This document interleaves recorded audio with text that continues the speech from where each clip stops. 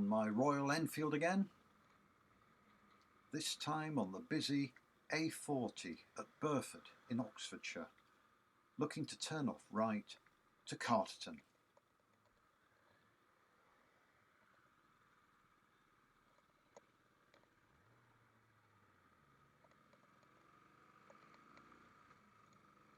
I'm now riding my motorcycle down the most important road in England. Well, that might well have been the case back in the Middle Ages, when wool production and wool exports to the continent were at the height of their importance to the economy. That is, back in the days when the wool barons financed the building of the great and famous so-called wool churches of the Cotswolds and East Anglia. This road was important because it was the route by which the wool produced in the Cotswolds was transported southwards to the Channel ports for export. So important that King John ensured that a stone bridge across the Thames was built at Radcot to facilitate the movement of this vital export commodity. If not the most important road by the 18th century, long after the export of wool had passed its peak, King John's Bridge ensured that the road retained its importance as a north-south route. Indeed, the road was turnpiked as the Farringdon and Burford turnpike in 1771.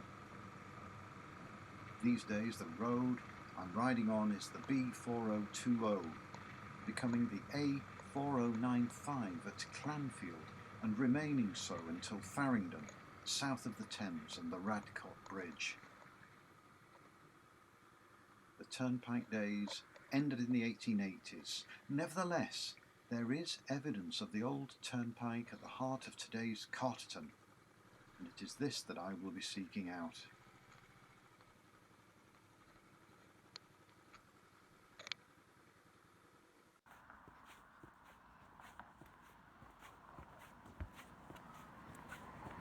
The first evidence is this old milestone, erected by the Farringdon and Burford Turnpike Trust in the 19th century. It once had an iron plate upon which was inscribed Burford 3, Farringdon 8 miles.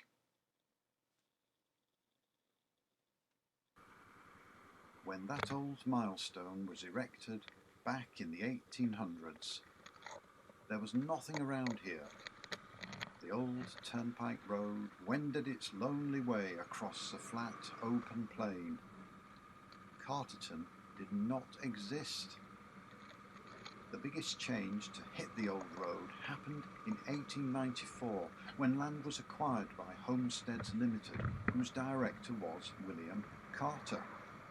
Plots of land with bungalows were sold, and this initial development was the seed of what flourished to become the town of Carterton, by the late 20th century, one of the largest towns in Oxfordshire.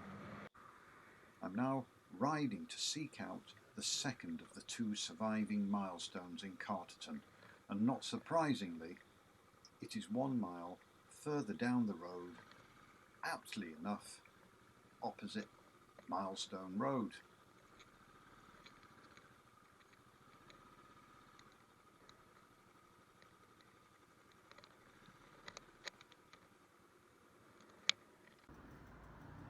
Again, this now rather paltry looking thing once had an iron plate on which was inscribed Burford 4 miles, Farringdon 7. There it is, not much to look at, but a monument to an important old road.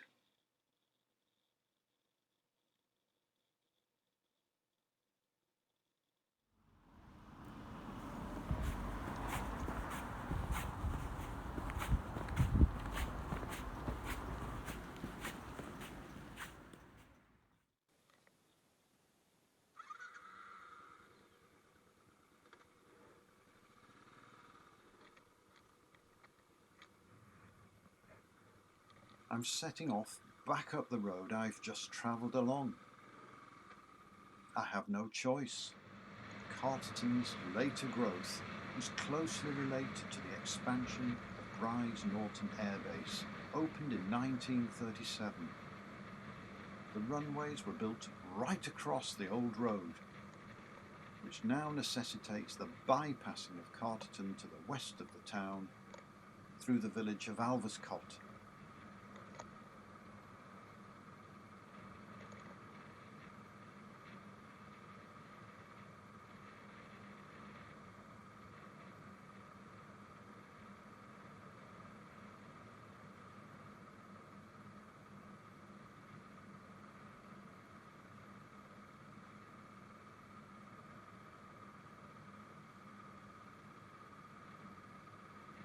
Travelling, as I am, north to south after Carterton, the old road is not resumed until I reach the junction to Black Boughton.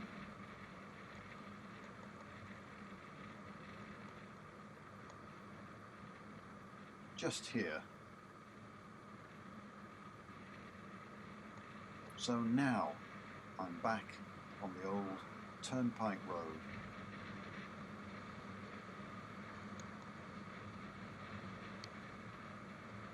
However, from long before the Turnpike era, there is an ancient survivor from the most important wool years of the Middle Ages, the bridge commanded to be built by King John over the Thames. The bridge I mentioned earlier, called Radcot Bridge, today the oldest bridge over the Thames.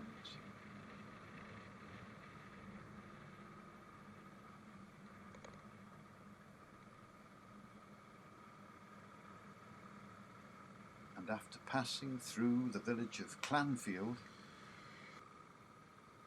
here we are, approaching Radcot with its 3 bridges.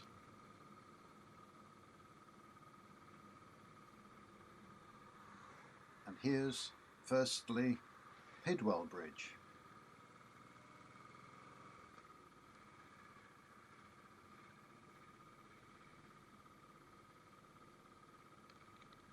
Then the Canal Bridge of 1787.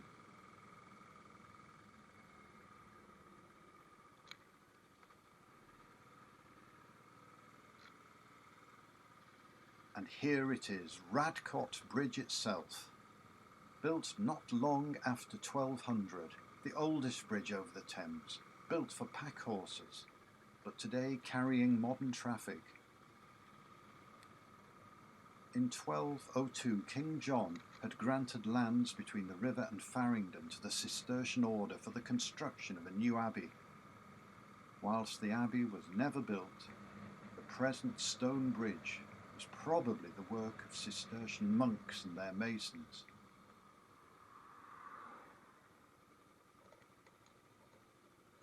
I went back for another look.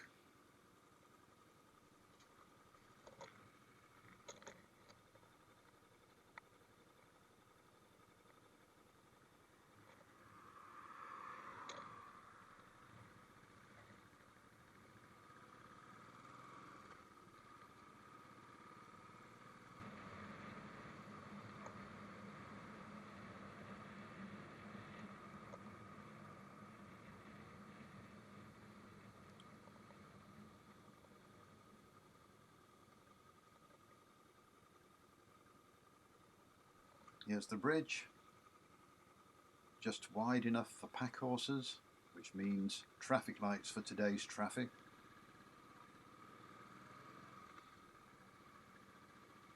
Back over the Radcot Bridge of 1200, and now for a closer look.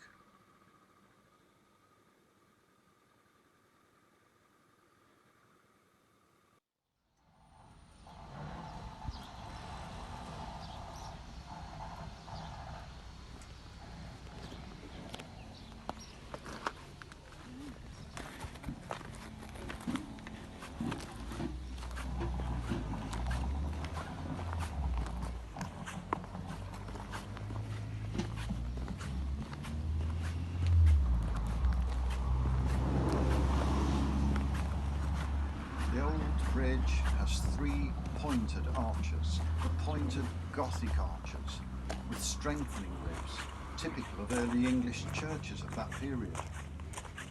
And the niche at the top of the bridge could have held an effigy of the Virgin Mary.